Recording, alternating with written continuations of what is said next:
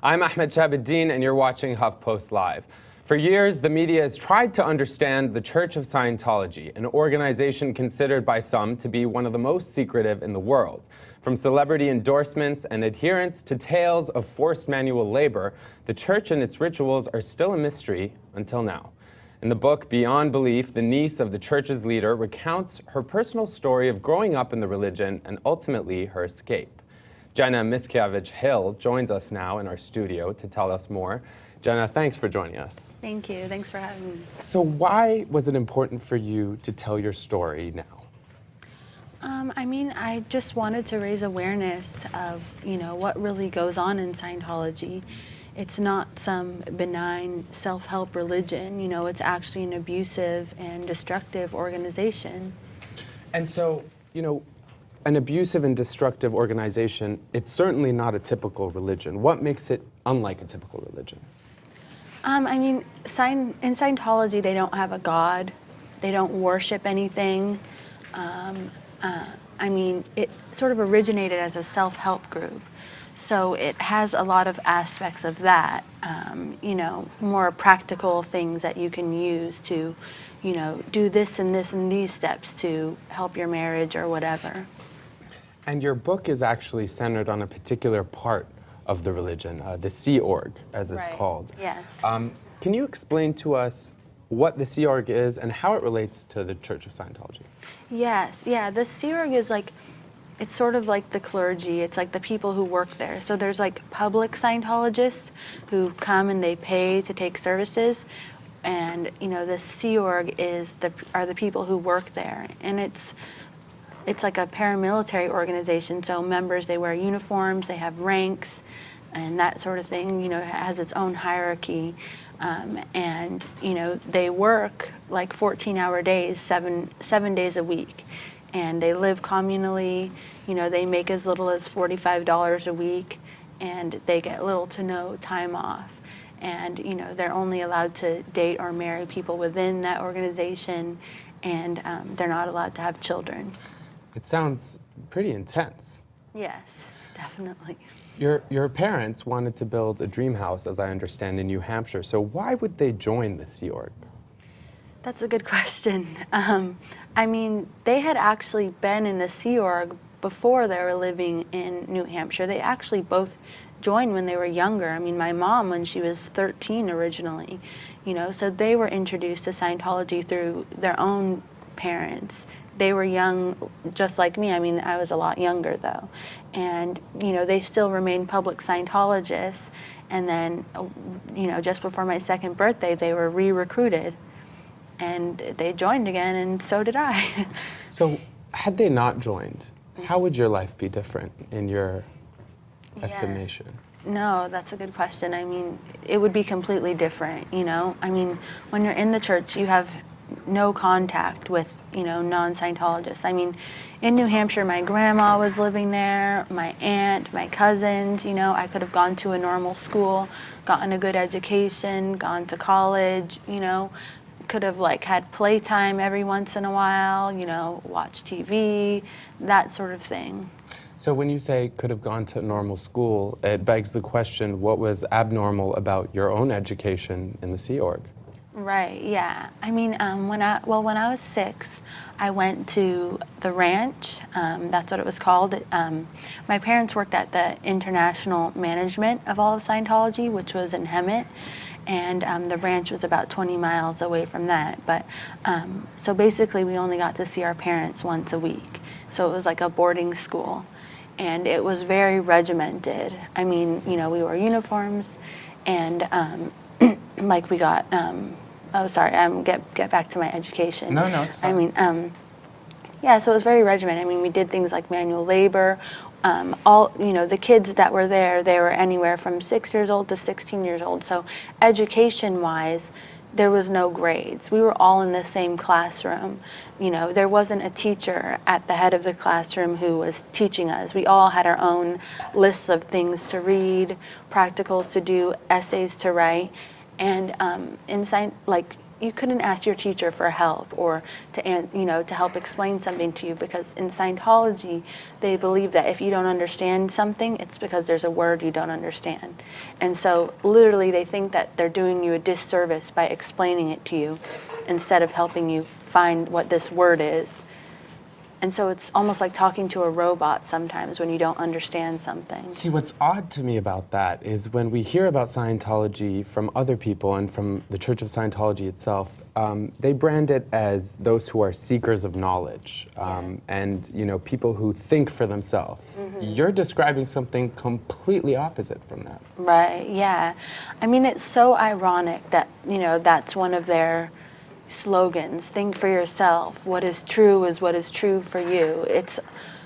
It's almost frustrating. I mean, I remember it when I was there, but the truth is that, when you're a Scientologist and you don't agree with their doctrine or their orders or with what you're told to do, there's you've either done something bad, that's the only reason you think that, you would think bad of Scientology. That's literally, what they believe, that you've done something bad that you're hiding, or that you don't understand it, this whole misunderstood word thing, So it's their way or the highway, You can't have your own thoughts there or, disagree with what they say.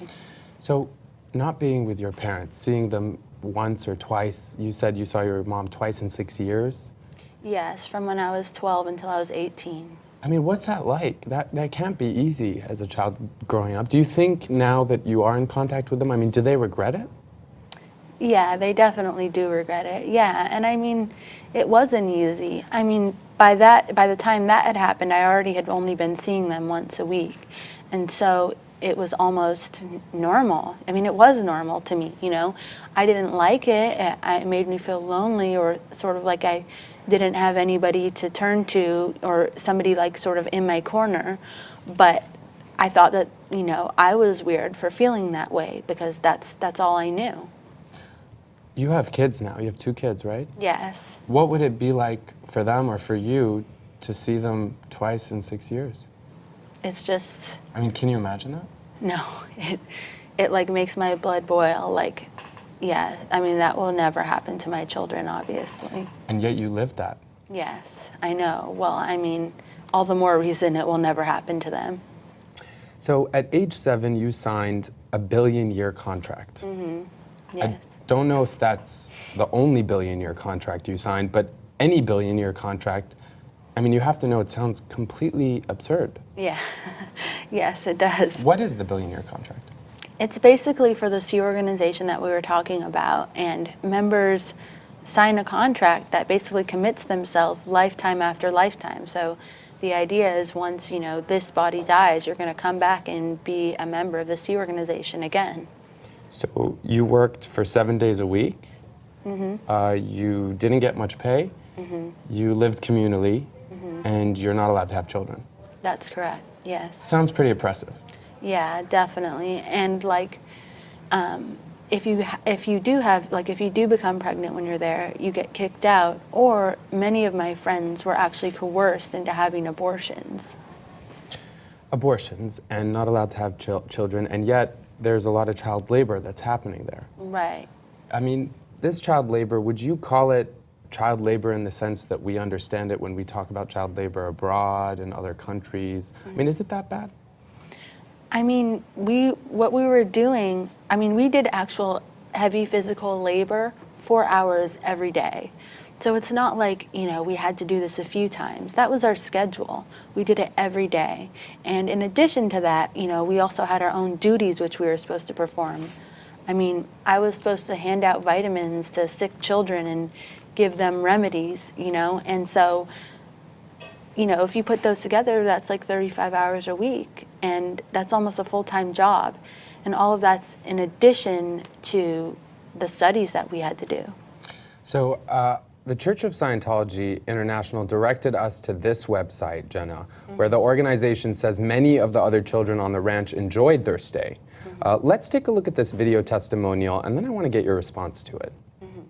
The kids were treated really good compared to any regular public school, because you're getting personal attention. Everyone was treated like an adult, as in each person is special.